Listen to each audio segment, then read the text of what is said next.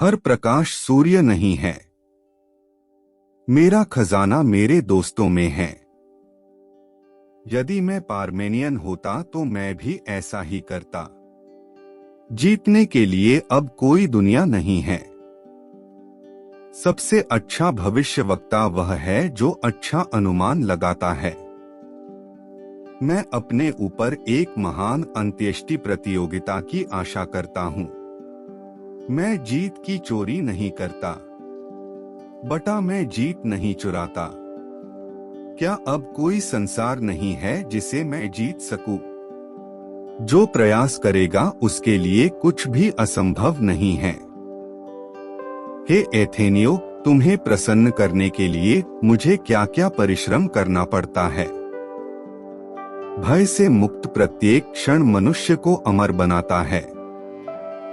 स्वर्ग दो सूर्यों को सहन नहीं कर सकता, न ही पृथ्वी दो स्वामियों को। मैं बहुत सारे हकीमों के इलाज से मर रहा हूँ। सही दृष्टिकोण के साथ स्वयं द्वारा थोपी गई सीमाएं खत्म हो जाती हैं। लेकिन सचमुच अगर मैं सिकंदर नहीं होता तो डायोजनीज होता।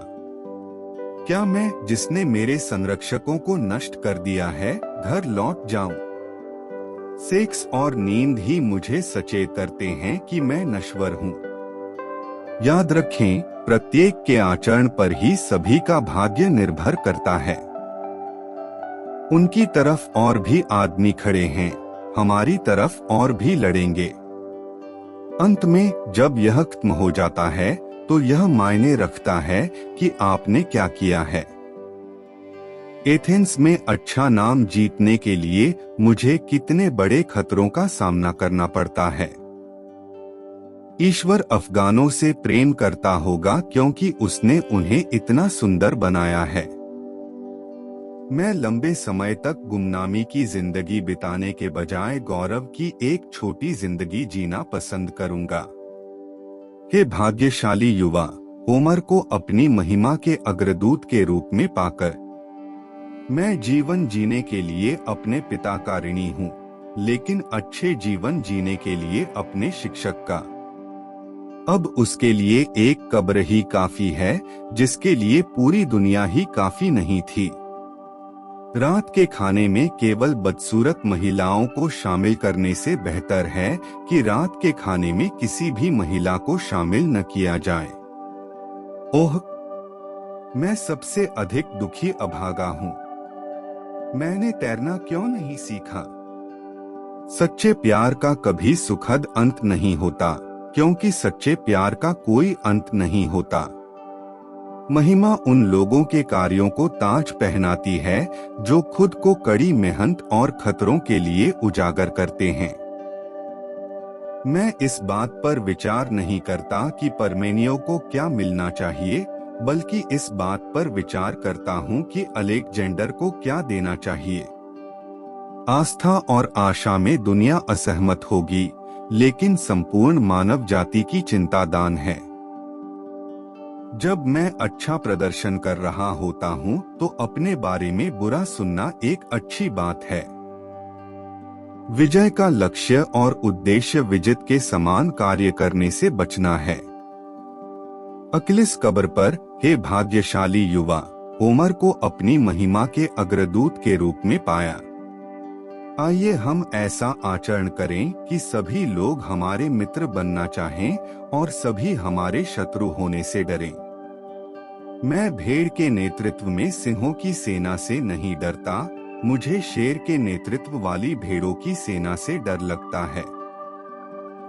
जहां तक मेरी बात है, मैं हथियारों की अपेक्षा दर्शन शास्त्र के उच्चतम रहस्यों के ज्ञान में उत्कृष्टता प्राप्त करना चाहूंगा। जब हम किसी को अपना समय देते हैं तो हम वास्तव में अपने जीवन का एक हिस्सा देते हैं जिसे हम कभी वापस नहीं लेंगे। मैं तुम्हें सरसों के बीज की एक कफी भेजता हूँ ताकि तुम चख सको और मेरी जीत की कड़वाहट को स्वीकार करो। मेरे तर्कशास्त्री बहुत ही विनोदी स्वभाव के हैं।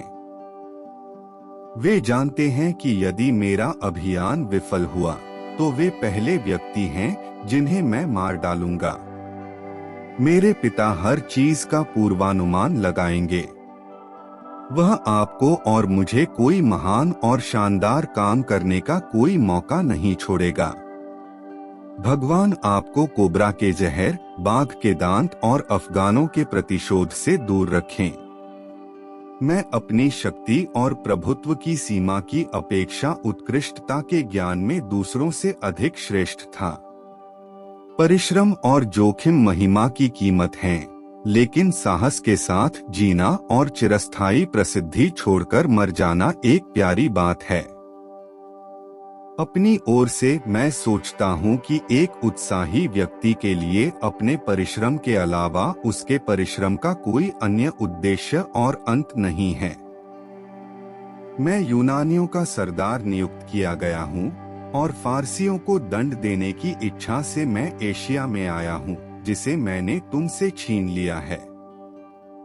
मैं चाहता हूँ कि सड़क मेरे खजाने से भर जाए ताकि हर कोई देख सके कि धरती पर अर्जित भौतिक संपदा धरती पर ही रहती है।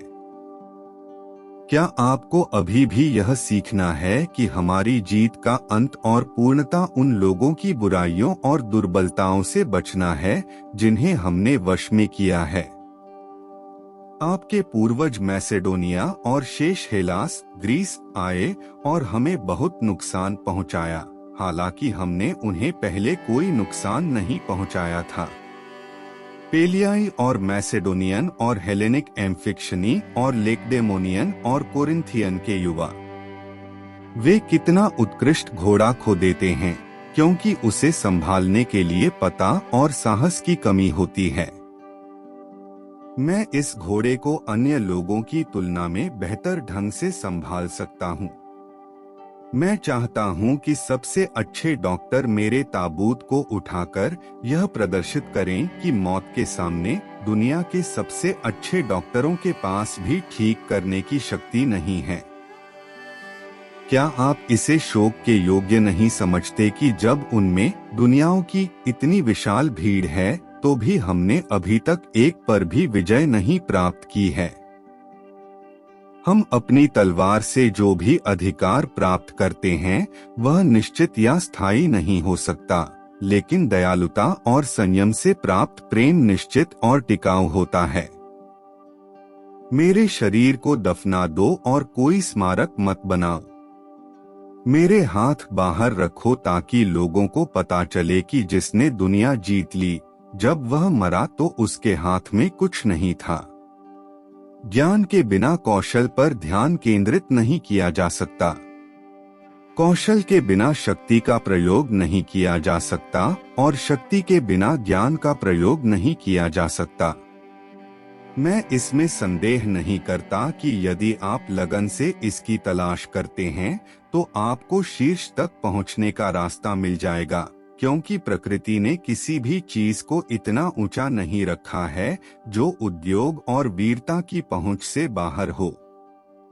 जहां तक किसी के परिश्रम की सीमा की बात है, मैं एक उच्च विचारधारा वाले व्यक्ति के लिए किसी सीमा को नहीं मानता, सिवाय इसके कि उसके परिश्रम से महान उपलब्धियां प्राप्त होनी चाहिए। सैनिकों, हाल ही में ऐसा लगा था कि कुछ हताश लोगों के प्रयास से मुझे आपसे छीन लिया गया है, लेकिन देवताओं की कृपा और विधान से मैं अभी भी संरक्षित हूँ। यदि मैं युद्ध में मारा जाता तो मेरे लिए यह कितना सुखद होता। अपने मित्रों के क्रोध की भेंट चढ़ने की अपेक्षा शत्रु का शिकार बनकर मरना कहीं अधिक महान था। कौन ऐसी विजय की इच्छा नहीं रखता जिसके द्वारा हम अपने राज्य में उन स्थानों में शामिल हो जाएं जो अब तक प्रकृति द्वारा विभाजित हैं, और जिसके लिए हम एक और विजित विश्व में ट्राफियां स्थापित करेंगे? क्या मैं यूनान के विरुद्ध आपके द्वारा किए गए अभियान के कारण आपको वहां से गुजरकर वहीं पड़ा छोड़ दूं, या क्या मैं आपकी उदारता और अन्य मामलों में आपके गुणों के कारण आपको फिर से खड़ा कर दूं? जब तुम मेरे शरीर को दफनाओगे तो कोई गति मत बनाना और मेरे हाथ बाहर रखना ताकि दुनिया को पता चले कि जिसने पूरी दुनिया जीत ली, उसके मरते समय उसके हाथ में कुछ नहीं था। हमारे शत्रु मेडीज और फारसी हैं, जो सदियों से नरम और विलासितापूर्ण जीवन जीते रहे हैं। पिछली पीढ़ियों से हम मैसेडोनिया के लोगों को खतरे और युद्ध की कठिन पाठशाला में प्रशिक्षित किया गया है। जहां तक मेरा सवाल है, मुझ पर यह आरोप नहीं लगाया जा सकता कि मैंने डेरियस की पत्नी पर नजरें गड़ाई थीं या नजरें जमाने की इच्छा की थी। इसके विपरीत मैंने उन लोगों की बात सुनने से भी इनकार कर दिया है जिन्होंने मुझसे उसकी सुंदरता के बारे में बात की थी।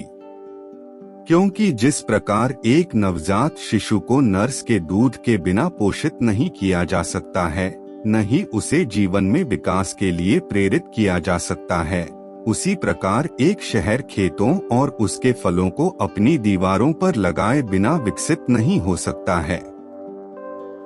मैं चाहता हूं कि भारतीय मुझे भगवान माने, क्योंकि कई बार किसी युद्ध की सफलता दुश्मन की वीरता की रिपोर्ट पर निर्भर करती है, और झूठी रिपोर्टों ने कई बार सच्चे साहस और संकल्प जैसे महान काम किए हैं।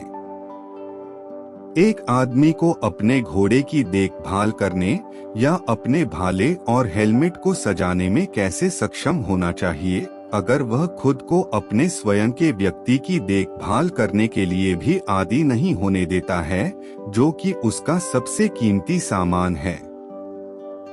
और सभी हेलेनिक लोगों में से अपने साथी सैनिकों में शामिल हो जाएं और खुद को मेरे हवाले कर दें, ताकि हम बर्बर लोगों के खिलाफ आगे बढ़ सकें और खुद को फारसी बंधन से मुक्त कर सकें, क्योंकि यूनानियों के रूप में हमें बर्बर लोगों का गुलाम नहीं बनना चाहिए। मैं लियोनीन और बहादुर लोगों की भूमि में शामिल हूँ, जहाँ जमीन का हर पैर स्टील के कुएं की तरह मेरे सैनिक का सामना कर रहा है। आप दुनिया में एक ही बेटा लाए हैं, लेकिन इस धरती पर हर कोई सिकंदर कहला सकता है। उनके पिता मीडिया के गवर्नर हैं, और यद्यपि उनके पास मेरे बाकी सभी जनरलों की तुलना में सबसे बड़ी कमान है, फिर भी वे लालच से और अधिक की इच्छा रखते हैं, और बिना किसी समस्या के मेरा होना उन्हें इस दुष्ट योजना के लिए प्रेरित करता है। लेकिन फिलोटास गलत कदम उठाता है। मानव जाति की हर पीढ़ी में निरंतर युद्ध भय के साथ युद्ध होता रहा है।